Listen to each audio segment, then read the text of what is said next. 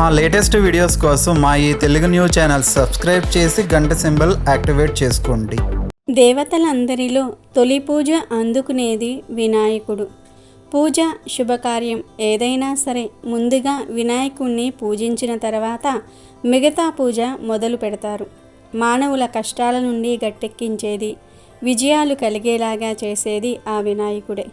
వినాయకుడిని గణపతి, లంబోదరుడు, ఏకదంతుడు, విఘ్నేశ్వరుడు, గణేశుడు, బొజ్జ గణపయ్య అనే పేర్లతో పిలుస్తూ ఉంటారు. గణపతికి అత్యంత ప్రీతిపాత్రమైన తిథులలో ప్రధానమైనది చవితి తిథి. అయితే ఈ చవితి లేదా చతుర్థి పూజను 2 రకములుగా ఆచరిస్తారు. మొదటిది వరద చతుర్థి, రెండవది సంకష్టహర చతుర్థి. అమావాస్య తర్వాత వచ్చే చతుర్థి రోజున చేసే వ్రతమును వరద చతుర్థి అని, పౌర్ణమి తర్వాత వచ్చే చతుర్థి రోజున చేసే వ్రతమును సంకష్టహర చతుర్థి లేదా సంకటహర చతుర్థి వ్రతం అంటారు. ఇందులో వరద చతుర్థిని వినాయక వ్రతంగా వినాయక చవితి రోజున ఆచరిస్తారు. సంకటములను తొలగించేది సంకటహర చతుర్థి. సంకటహర చతుర్థి రోజున వినాయకుడిని పూజించటం వల్ల సకల కోరికలు నెరవేరుతాయి. అయితే వినాయకుడికి ఎంతో ఇష్టమైన ఈ రోజున ఈ చెట్టును తాకితే వినాయకుడు మిమ్మల్ని అనుగ్రహించి 7 తరాల వరకు సరిపడా డబ్బును ఇస్తాడు అని పండితులు చెప్తూ ఉన్నారు. వినాయకుడికి ప్రకృతిలో ఉండే ప్రతి జీవి, చెట్లు, పక్షులు, నదులు అన్నీ చాలా ఇష్టం. ప్రకృతి ప్రియుడు వినాయకుడు. వినాయకుడు అంటే అందరికీ పిల్ల దగ్గర నుండి పెద్దవారి వరకు భక్తిభావం ఎక్కువ. అలాగే వినాయకుడికి కూడా తన భక్తులంటే అభిమానం ఎక్కువే. ఆయన రూపము, నామాలు మనకు ఎన్నో విషయాలను తెలియజేస్తాయి. విఘ్నాధిపతి రూపం విశ్వమానవాళి గుణగణాలకు ఓ సంకేతం. విజయాలను కలిగించే వినాయకుడికి ఇష్టమైన తిథిగా చవితి తిథిని, చతుర్థి తిథిని పరిగణించారు మన పండితులు. వినాయకుడికి ఈ ప్రకృతిలో చాలా మొక్కలు ఇష్టం. అందుకే వినాయక చవితి రోజు వినాయకుడిని 21 పత్రాలతో పూజిస్తాము. అయితే రేపు సంకటహర చతుర్థి రోజున మీరు వినాయకుడికి భక్తి శ్రద్ధలతో పూజలు చేసి ఒక చెట్టును తాకితే మీకు ఆ గణనాథుని అనుగ్రహం కలిగి తరతరాలకు తరగని సంపద వస్తుంది. అంతేకాదు మంచి ఆరోగ్యం కూడా లభిస్తుంది. హిందువులు అన్ని జీవుల్లోనూ దేవుణ్ణి చూశారు. అందువలనే ఆవులు వంటివి పూజనీయ జంతువులయ్యాయి. అలాగే కొన్ని పర్వతాలు పుణ్య స్థలాలయ్యాయి, కొన్ని నదులు పుణ్య నదులయ్యాయి. వాటికి ఆ పవిత్రత ఏ విధంగా వచ్చిందో వివరించే కథలు కూడా ప్రాచుర్యంలో ఉన్నాయి. అలాగే చెట్లల్లో కూడా దేవుణ్ణి చూశారు. కొన్ని చెట్లను దేవతా వృక్షాలన్నారు. నిజానికి చెట్లు భూమి మీద సౌరశక్తిని గ్రహించుకునే కేంద్రాల్లో ముఖ్యమైనవి. అవి మనకు కాయలు, పండ్లు, పువ్వులు, ఔషధాలు ఇవ్వటంతో పాటు వంట చెరుకు వంటివి ఇచ్చి మానవాళి మనుగడకు ఎంతగానో తోడ్పడుతూ ఉన్నాయి. అయితే చెట్లకు కూడా మనుషుల మాదిరి ఆనందము, బాధ వంటివి ఉంటాయని మనువు పేర్కొన్నారు. ఈ విషయం ఆధునిక విజ్ఞాన శాస్త్రరీత్యా కూడా నిరూపితమైంది. భారతీయ ఋషులు సైతం కొన్ని వృక్షాలను పవిత్రమైనవిగా పేర్కొన్నారు. మనం కొన్ని చెట్ల దగ్గరకు వెళ్ళి నిలబడితే చాలు మనసుకు ఆనందం కలుగుతుంది. కొన్ని చెట్ల దగ్గరకు వెళ్ళి గాలి పీలిస్తే చాలా వరకు ఆరోగ్య సమస్యలు తగ్గుతాయి. అలాగే కొన్ని చెట్లను లేదా మొక్కలను తాకగానే మన వంటిలో ఉన్న నెగిటివ్ ఎనర్జీ అంతా కూడా బయటికి వెళ్ళిపోతుంది. మన శరీరంలోనికి పాజిటివ్ ఎనర్జీ ప్రవేశిస్తుంది. సంకటహర చతుర్థి రోజు వినాయకుడికి ఇష్టమైన ఈ చెట్టును తాకగానే మీకు ఉన్న దరిద్రం, పేదరికం అంతా పోయి అదృష్టం పడుతుంది. 7 తరాలకు తరగని సంపద వస్తుంది అని పండితులు చెప్తూ ఉన్నారు. మరి సంకటహర చతుర్థి రోజు ఏ చెట్టును తాకాలో ఇప్పుడు మనం ఈ వీడియోలో వివరంగా తెలుసుకుందాం. అంతకన్నా ముందు మా వీడియో నచ్చితే లైక్ చేసి షేర్ చేయండి. అలాగే మా ఛానల్ని కూడా సబ్స్క్రైబ్ చేసుకుని మాకు సపోర్ట్ చేయండి. ఇక వీడియోలోకి వస్తే వక్రతుండ మహాకాయ కోటి సూర్య సమప్రభ అంటే చాలు ఆర్తులను అక్కున చేర్చుకుని నిండు ధైర్యాన్ని ఇస్తాడు విఘ్నాధిపతి. ఏ కార్యమైనా నిర్విఘ్నంగా జరిగేందుకు ఎల్లవేళలా తోడుంటానని అభయమిస్తాడు వినాయకుడు. అందుకే ఏ పనైనా సరే వినాయకుడి పూజతోనే ప్రారంభిస్తాం. బుద్ధి బలంతో పనిచేస్తే విజయం సాధ్యమని చెప్పడానికి వినాయకుడి జీవితమే ఉదాహరణ. ఆయన రూపమే భక్తకోటికి పెద్ద పాఠం. సూర్యుడు నమస్కార ప్రియుడు, విష్ణువు అలంకార ప్రియుడు, గణపతి తర్పణ ప్రియుడు. గణపతికి ప్రియమైన చతురావృత్తి తర్పణం చేయటం వల్ల ఆయుష్, బుద్ధి, యశస్సు, ఐశ్వర్యము, బలము, భుక్తి, ముక్తి, యుక్తి చేకూరతాయని నమ్మకం. గణేశుడి దేహం విలక్షణం. బాహ్య సౌందర్యం కన్నా ఆత్మ సౌందర్యమే మిన్న అని ఆయన రూపం బోధిస్తుంది. పార్వతీ పుత్రుడైన గణపతికి ముందుగా గజాననుడు అనే పేరు పెట్టారు.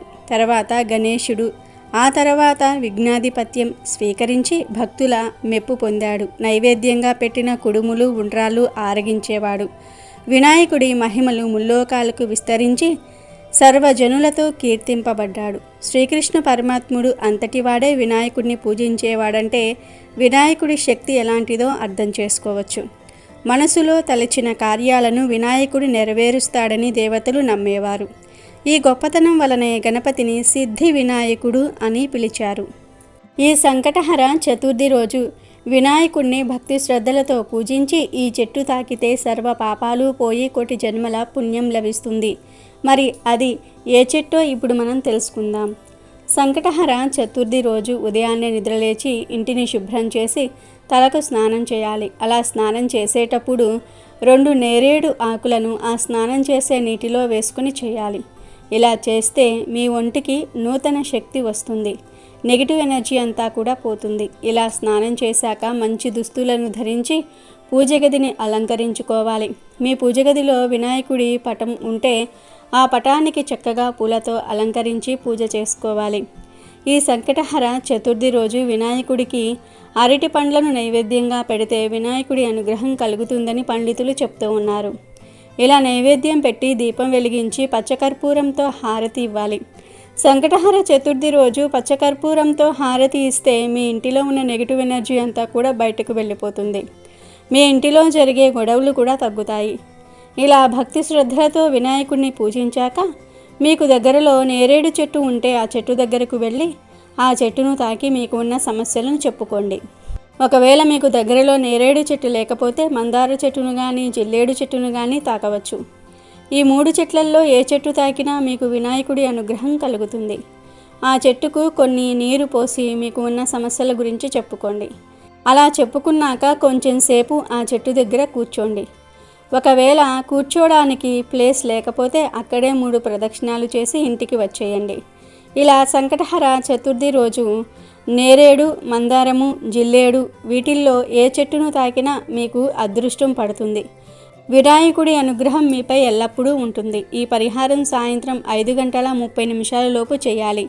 చీకటి పడిన తర్వాత ఈ పరిహారం చేస్తే ఎలాంటి ఫలితం ఉండదు. ఎందుకంటే పగటి సమయంలో సూర్యకిరణాలు చెట్టుపై పడతాయి. దానివల్ల చెట్టుకు పాజిటివ్ ఎనర్జీ వస్తుంది. ఆ చెట్టు దగ్గరే మీరే కూర్చుంటే మీ ఒంట్లోకి కూడా పాజిటివ్ ఎనర్జీ ప్రవేశిస్తుంది. దానివల్ల మంచి ఆరోగ్యము, తెలివితేటలను పొందుతారు.